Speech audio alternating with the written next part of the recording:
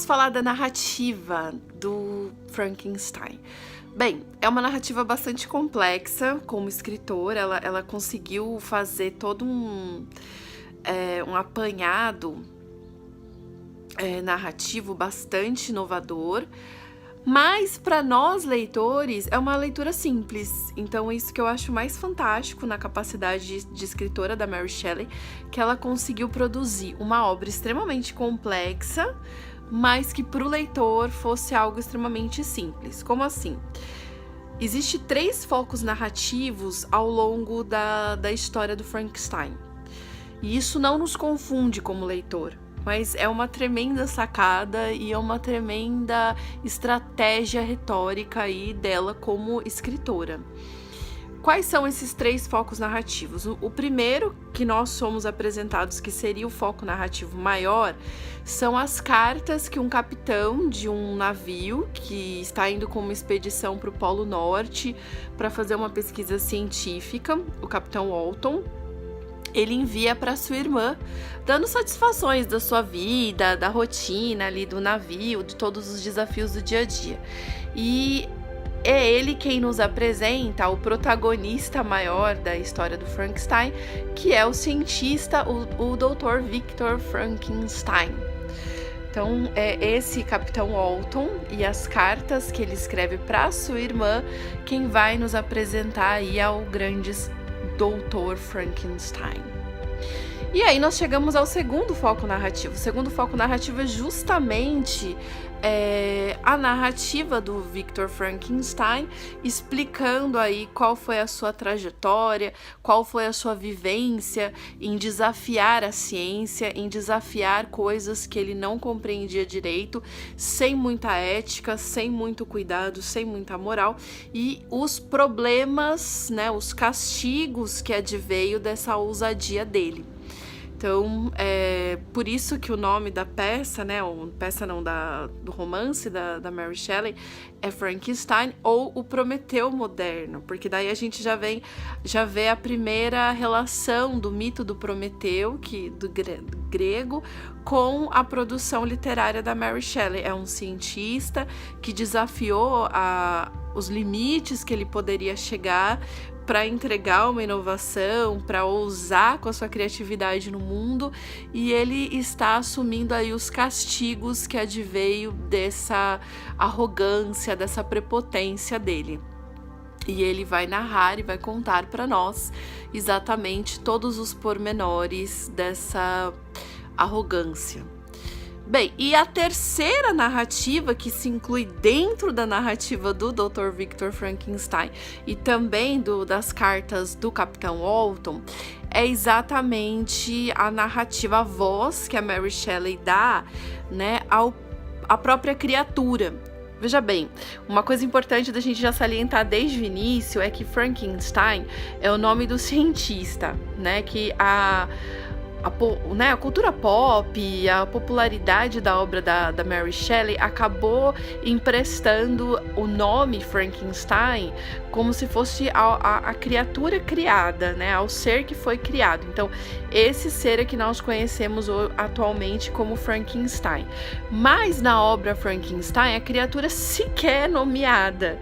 E o fato de sequer ela ser nomeada é um fato muito importante e relevante para nós, porque demonstra o tamanho da insignificância que o Criador deu para sua própria criatura. Ele sequer nomeou. Isso era tão irrelevante, tão insignificante para ele, que ele sequer deu um nome para aquela criatura. Então essa criatura ela não é nomeada, ela não tem um nome, é criatura. E Frankenstein é o nome do cientista. Então, quando a alusão ao mito do Prometeu, que é dado ao Frankenstein, não é a criatura criada, e sim ao criador, e sim ao cientista que o criou, que aí sim tem total relação com o mito do Prometeu. E esses são os 3 focos narrativos que nós temos dentro da obra Frankenstein. As cartas do Walton, que abrem e fecham a narrativa, costurando tudo isso que eu falei. A história contada sobre a voz e perspectiva do Victor Frankenstein e a história contada sob a voz da criatura. Então nós conhecemos aí os dois pontos de vista. Eu não conheço a criatura somente pelo olhar do Criador, eu conheço a criatura pela sua própria definição, pela sua própria concepção de existência. E isso é fantástico, porque nos dá uma visão muito mais genérica, muito mais geral, ampla do que está acontecendo na obra. Vamos ao resumo da obra, vamos resumir aí o enredo. Então se trata de um jovem totalmente apaixonado por ciência, uma ciência que também é um pouco mística, um jovem bastante criativo, que não tem nenhuma amarra ética ou moral, que tenta recriar a vida. Então, é um cientista que está ali amplamente empenhado em recriar a vida, em ele próprio conseguir dar vida a coisas inanimadas ou a seres que morreram.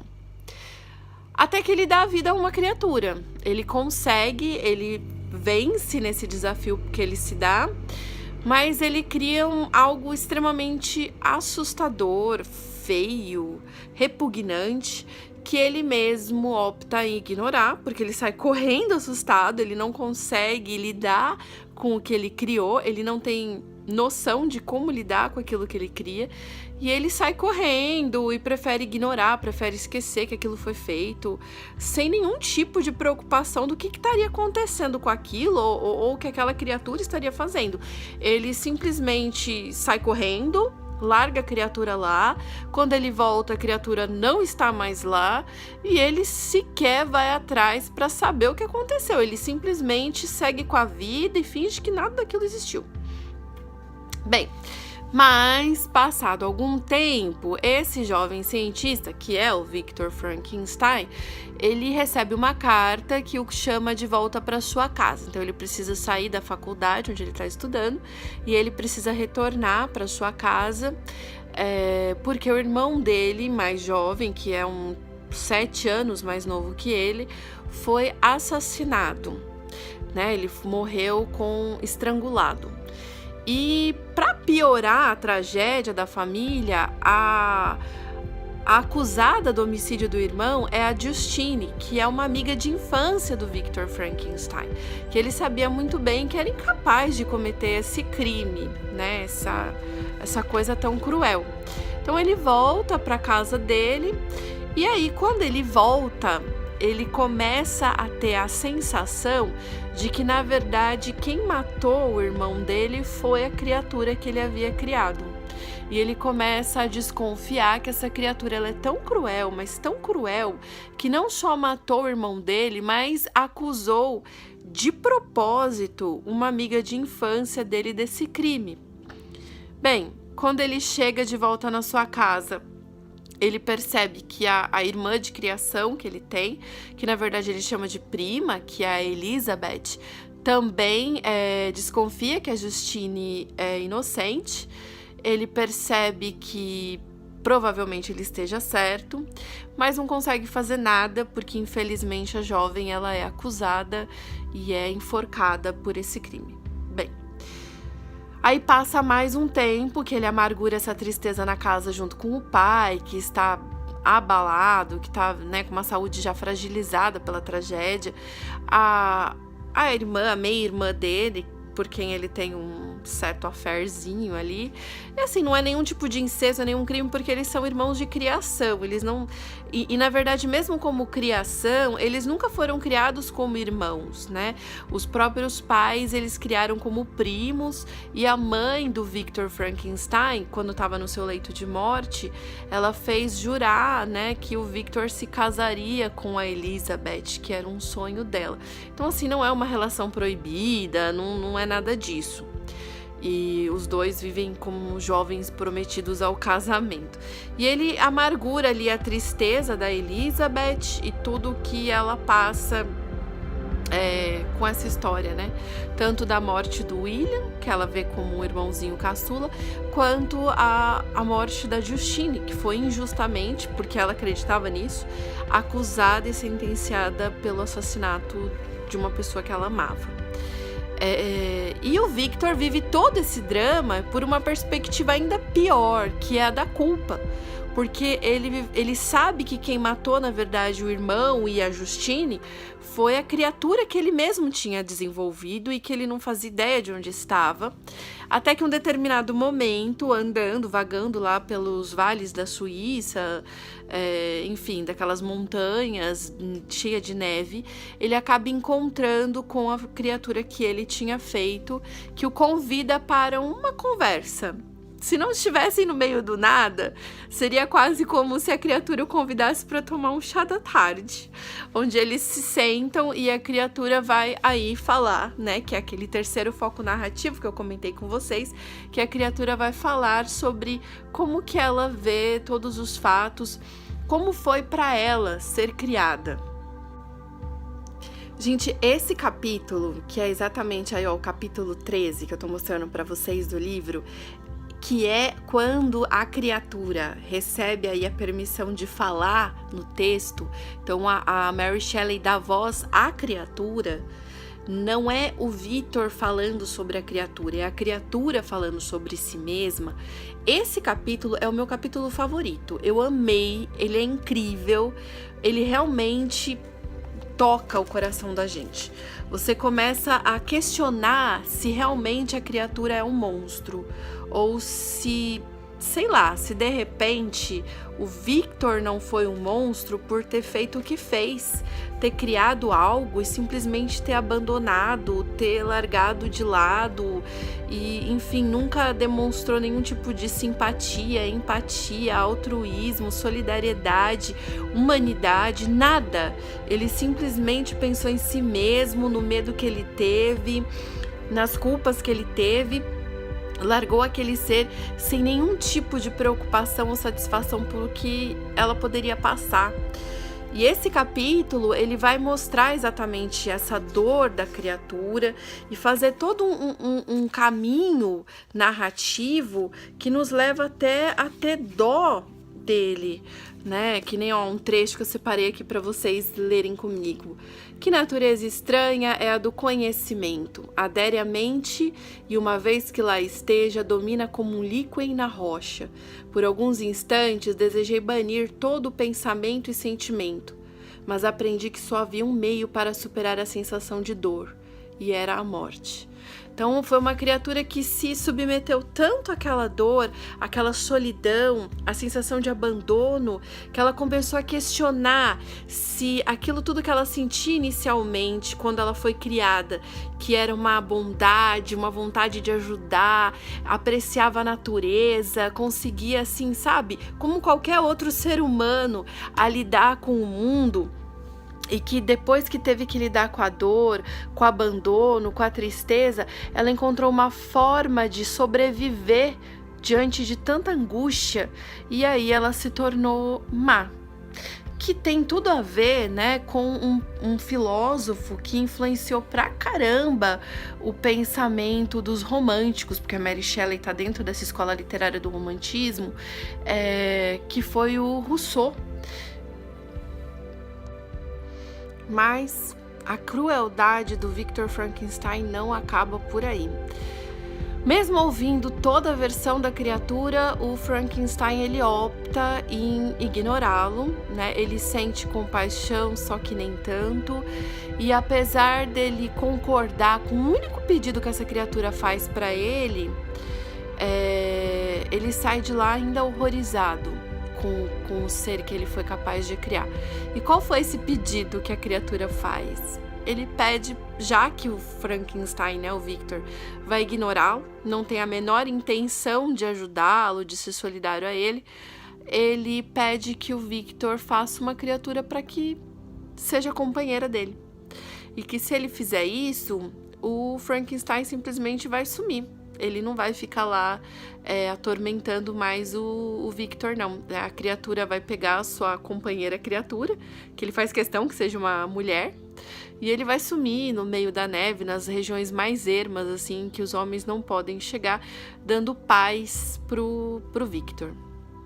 E o Victor sai dessa conversa comprometido a produzir essa criatura, essa companheira pro monstro. Enfim, E aí, daí em diante, a história vai se desenrolar entre a assombração da criatura, né? Cobrando e pressionando o seu criador para que faça sua companheira, e todas as crises que o Victor Frankenstein vai viver sobre a indecisão de fazer ou não essa companheira pro monstro que ele já tinha criado. Né? Então, assim, o Victor, na cabeça dele, ele já errou em fazer um monstro. Imagina criar o segundo monstro. E aí ainda fica se perguntando, nossa, então, se eu fizer esse segundo monstro e eles forem morar juntos, imagina se eles se procriarem.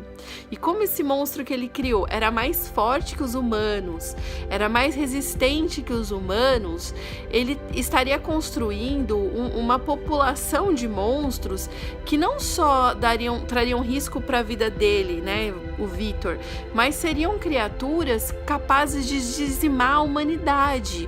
Então era algo muito aquém o que ele poderia imaginar, e que de repente não era uma boa ele continuar com isso. Mas ele tinha medo das ameaças da criatura de destruir os outros entes queridos dele. E realmente, conforme a história vai seguindo, alguns outros mortos vão aparecendo. E isso vai desesperando cada vez mais o Victor Frankenstein em fazer ou não fazer essa segunda criatura. E ele também fica com medo, assim, de como será que vai ser essa segunda criatura? Porque na cabeça da primeira, a segunda vai querer viver com ele, mas... E se a segunda criatura não quiser viver com ele? E se a segunda criatura não escolher seguir para essas regiões ermas e abandonar a civilização? Eram garantias que ele não tinha e medo que ele começou a ter. Só que aí a gente pensa, ele não deveria ter tido todo esse medo quando ele criou a primeira? Né? Aí que vem a discussão da ética ou bioética. Quando a gente vai mexer com a vida, eu preciso me questionar sobre questões que estão além da minha capacidade de produção de cientista e que de repente num primeiro momento não me vem à cabeça, eu não consigo dimensionar, mas que uma vez criadas, essas criaturas vão demandar, e depois de criadas é muito tarde para se questionar de certas coisas, porque como a gente lê a obra do Frankenstein, e por vezes você se questiona quem é o verdadeiro monstro. Se o monstro é o Victor por ter criado uma criatura que ele sequer soube lidar e que ele optou em abandonar e que largou um ser que nasceu puro e transformou esse ser num monstro justamente pela sensação de abandono, ou se o monstro sempre foi a criatura criada que é tão feia, que é tão diversa dessa sociedade que já existe. Bem, essa é a principal tese, né, da Mary Shelley. E é daí que vem a questão da Mary Shelley ter nomeado seu livro como Frankenstein ou Prometeu Moderno, fazendo uma direta relação do mito do Prometeu, que nós falamos, né, no vídeo anterior. Então, porque o Prometeu, assim como o Victor Frankenstein, são seres curiosos, ousados, com pouca limitação ética, que criam coisas aquém das suas capacidades e sofrem consequências gravíssimas por isso. No caso do mito do Prometeu, o Prometeu é condenado ali a ficar acorrentado eternamente, e depois tendo uma águia comendo parte do seu fígado e tal. No caso do Frankenstein, ele é condenado a perder as pessoas que ele mais amou na vida, e que eu acho que é inclusive algo pior, né? A dor psicológica é uma dor que acaba mais com o ser humano do que a própria dor física. A dor física, ela cria uma sensação imediata de se livrar da dor.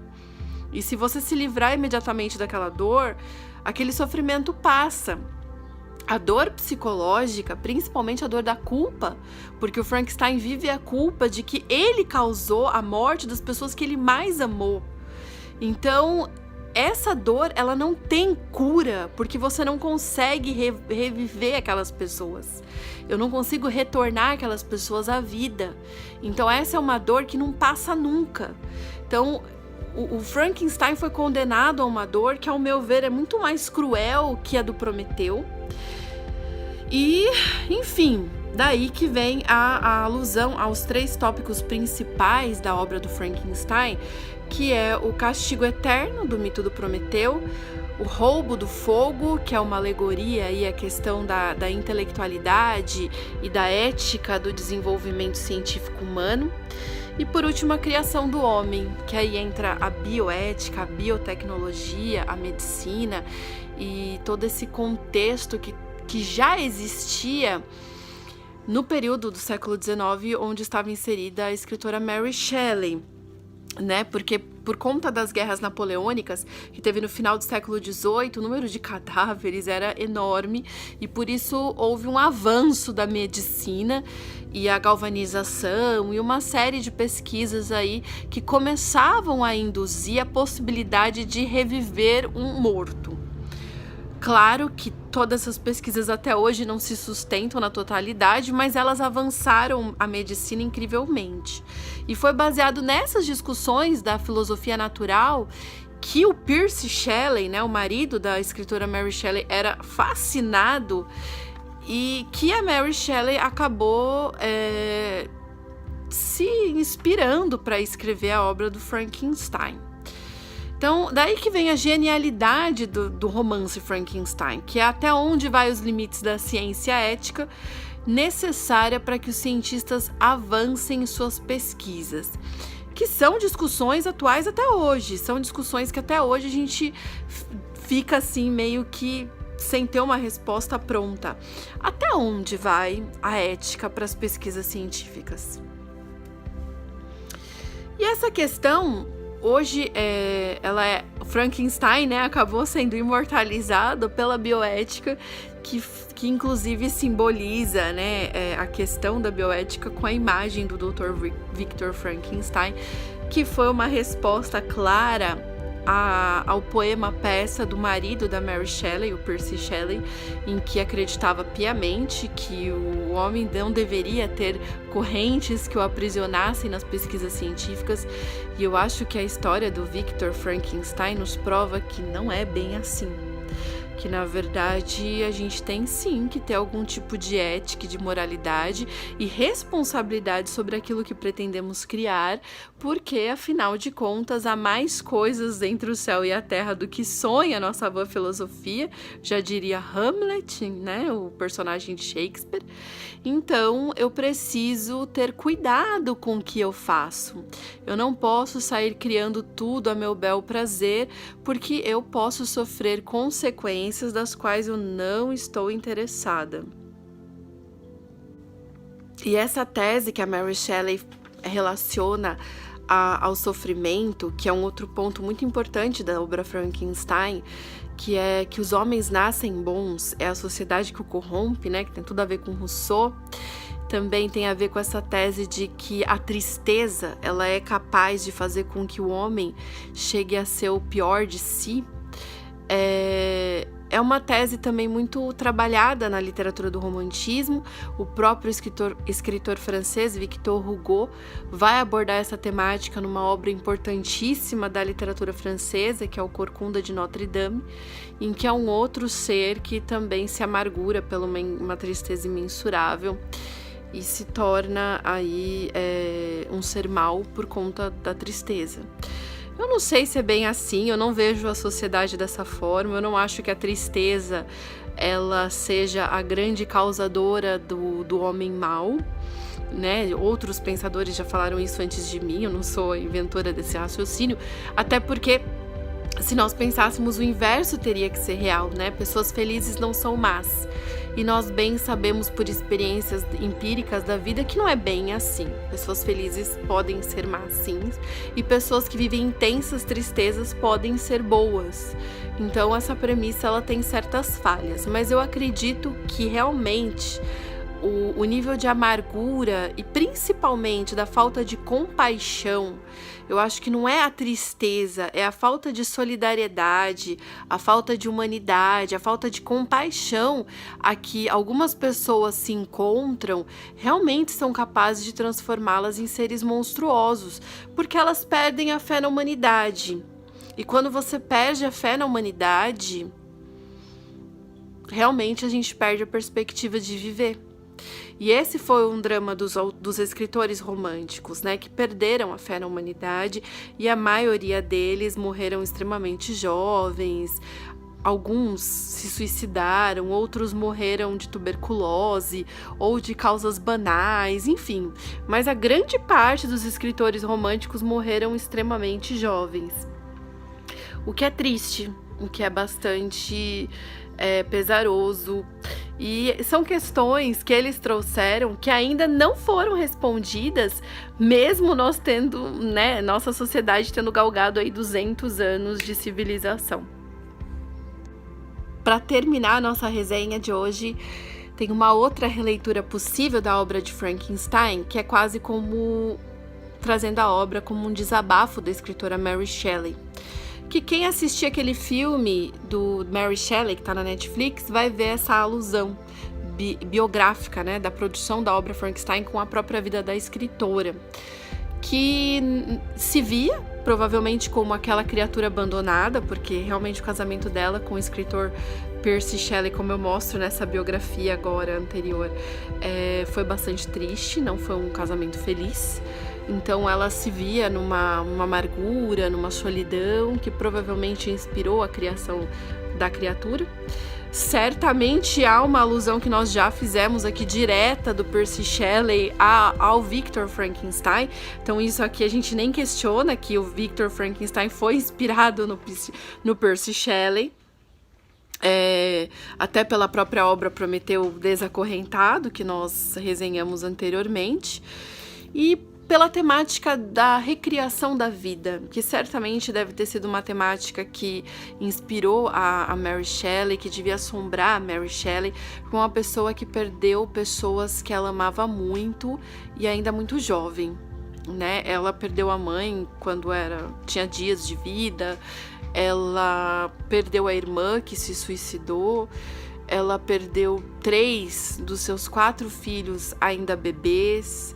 Então, gente, com certeza é uma pessoa que gostaria que fosse possível que os mortos voltassem a viver.